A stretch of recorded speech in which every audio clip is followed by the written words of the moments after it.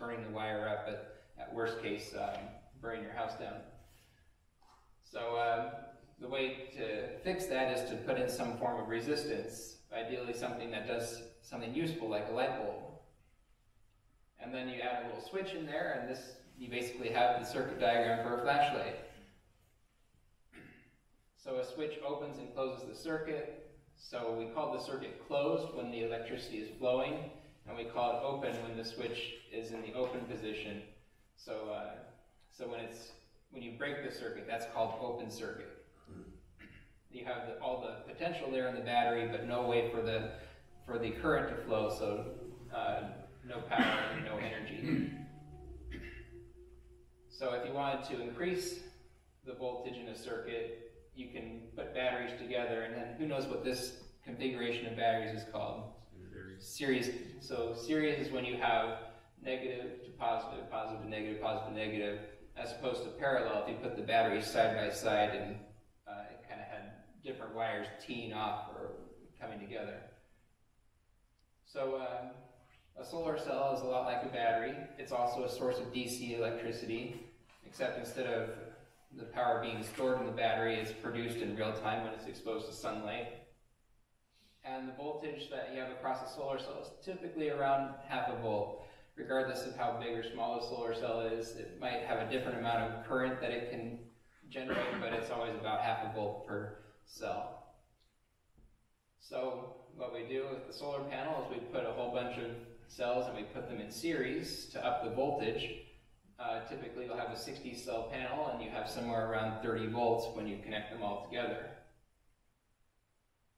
So going back to the household, what is the voltage of the AC electricity we use in our homes? 120. 120? Yep. In fact, there's sort of two voltages at the same time. You have your 120 volt circuits and you have also maybe a few 240 volt circuits. So you might wonder, well, how do they accomplish that? How do they get two different voltages out of the same power lines?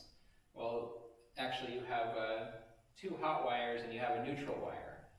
And if you make a circuit between line 1 and neutral or between line 2 and neutral, you end up with 120 volts. But the key is that line 1 and line 2 are perfectly out of phase with each other. So if you think of a sine wave, that's what the AC current looks like and the AC voltage.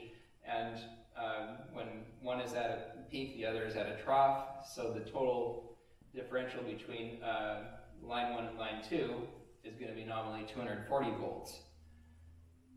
So to think of that in terms of an analogy, you could think of a two-person logging saw where one person is line 1 and the other person is line 2, and if they work together and one person is pushing while the other person is pulling, then you end up with twice the power. Now if you have just a passive track and only one person doing the sawing, that's more like the line 1 and neutral. The neutral is not really doing any work, it's just giving a path for the electricity to go back to the source. But if you had, for example, line 1 and line 2 in phase with each other, like in the example of line 1 and line 2, if both wires were pushing on each other and pulling at the same time, then nothing would really happen. It's again kind of going back to the water hose analogy where you have the water hose connected between two different faucets with the same amount of pressure. If the voltage is always the same, you don't have any potential and no current's going to flow, no work's going to happen. And then what would happen in the example of a short circuit? So just like with DC power, a short circuit in AC is really bad and you're dealing with even higher voltages and possibly access to even more current. So just like with DC in an AC circuit, you want to avoid a short circuit. And in the analogy, that would be like if you took the log out altogether and then the two people were pushing and pulling as hard as they possibly could and they just kind of go flying. It's not really good for anybody. So just like with the DC circuit, you want to put some kind of load in there. You want to put something to regulate the circuit and also do something useful. In the 120 volt example, you have one of the lines and then the neutral. So with AC power, you have your standard 120 volt outlet. You have your line 2 is always going to be the shorter. So if you ever wondered which one is actually the hot, it's the shorter of the two, whereas the taller one is the neutral.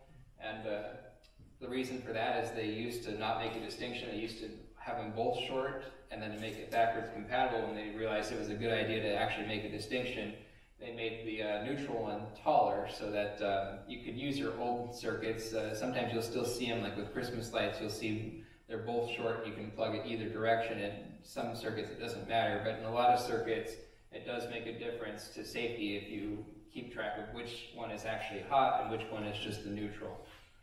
And then of course you have the ground as well, and it's been in the code for a very long time now that you always have to have a ground, so we'll talk about that in more detail in a little bit. Here's some examples of 240 volt plugs. There's all different types. It depends on what kind of breaker they're connected to and whether they need a ground or whether they need a neutral. So a lot of 240 volt circuits do have a neutral because even though all the power is coming from line 1 and line 2, they might also want, like your washing machine might have a little digital display on it that runs off of 120, whereas the heat, like if you're talking about a dryer, the heat from the dryer might come from the 240. So you have a neutral in there to give you both options, but primarily the big user of power is going to use the line 1 and line 2. So I kind of already said what it was, but what's the bottom plug? That's the ground, of course. And what color, and when the 3 wires, is that the green wire? That's right. It can be green or it can be bare copper, because it's never really supposed to carry any current in normal conditions. It's supposed to carry the same voltage as the earth itself, and it's supposed to be something that you can safely touch. It's really just there for emergencies. If the line wire, if the wire gets damaged in some way and comes in contact with the casing or any kind of metal that it's not supposed to, then that's going to get directed to the ground wire, and we'll see how that works in the example of a toaster a few slides forward. And the line 1 is the red and the neutral is the black wire? Yeah, so neutral is always going to be a white wire in the AC power, whether it's AC or DC. Ground is always going to be green, or if it's a bare wire, that's always going to be ground. And then pretty much any other color you have to assume is a hot wire, but the most typical colors are black or red. So, as I just mentioned, insulation can be damaged. This is where you have a dangerous situation. This is where grounding can help. Because if you have damaged insulation, whether it's from rats chewing on it or the circuit got too hot and it melted away, you can have a new path for current created, like that toaster there. If it's got a metal casing to it and the wire is damaged, this is going to be called a fault when the hot wire comes in contact with the metal casing. And it might do nothing at first because it has nowhere to go. The table that it's sitting on is not going to conduct any electricity. But what happens if Ben goes and touches the toaster? This little animation shows you the results.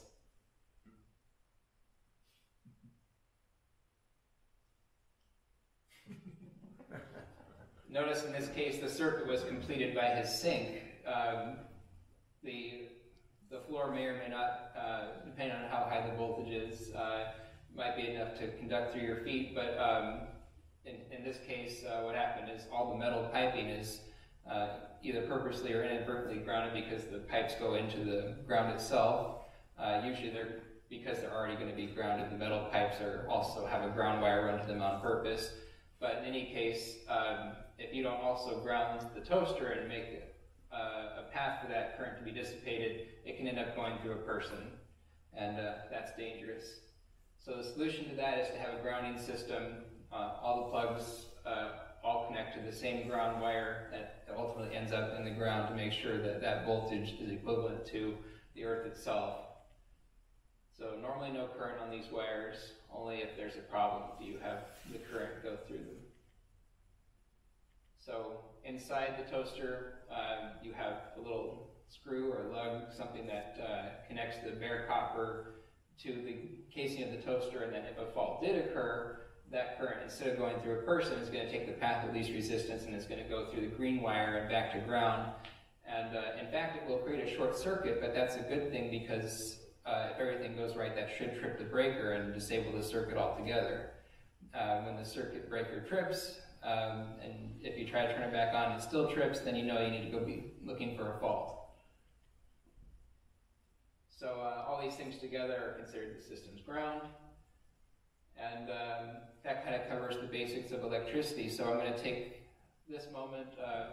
We're going to take a break in just a minute, but before we do, I'm going to let Elisa have the mic and tell you what's needed to get your waivers started, because she needs to have a chance to kind of accumulate all those and make sure everything's filled out.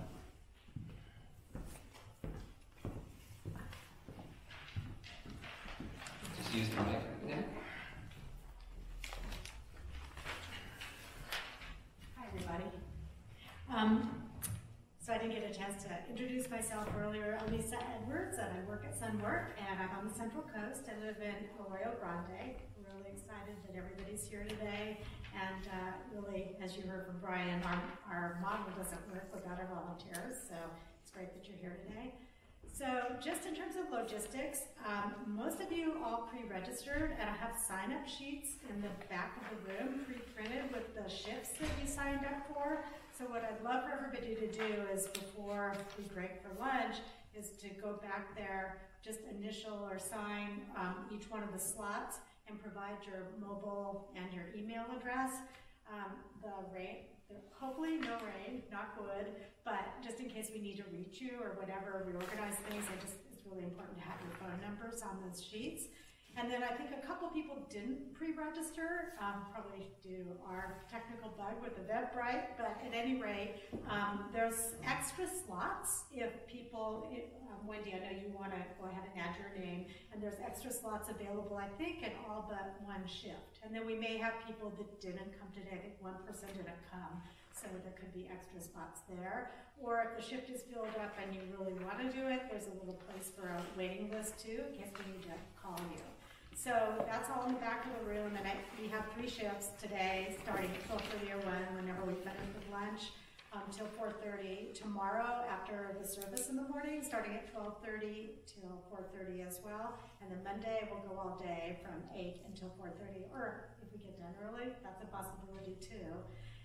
And we do ask, and Brian will probably talk about this, that if you start a shift, we would want you to stay for the whole shift. So people have asked before about splitting shifts and stuff, and I think it works best if people stay for the whole time. Right, and if you're not feeling it, you're getting tired, of course, safety first, come take a break off the roof if you're feeling too tired, but don't plan on coming for just a half day. If you sign up, we want you to try to do the full shift as much as you can. Thanks, Brian. And then, very important, waivers. I already have one. Waivers should be on your chair. If you're missing one, there's more in the back of the room. And just note that there is a place to sign both on the front and the back, and we definitely need your emergency contact information. Just to let you know, we have like a really stupendous safety record. I don't really think we've had any incidents, but just for legal purposes and so forth, it's important that everybody sign a waiver. And there's a folder back, you can either hand them to me, there's a folder in the back of the room that you can just stick it inside of the folder for waivers, and I think that's pretty much everything. Does anyone have questions? So with that, we'll kind of go into a 10-minute break, give you guys time to read over your waivers, hopefully get those to Lisa so she can make sure everything's there, and then we'll go back into the rest of the presentation.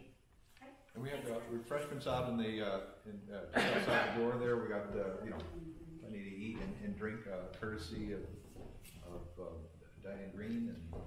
And pens and pencils are located. Pens and pencils. There's some pens back there. in the back.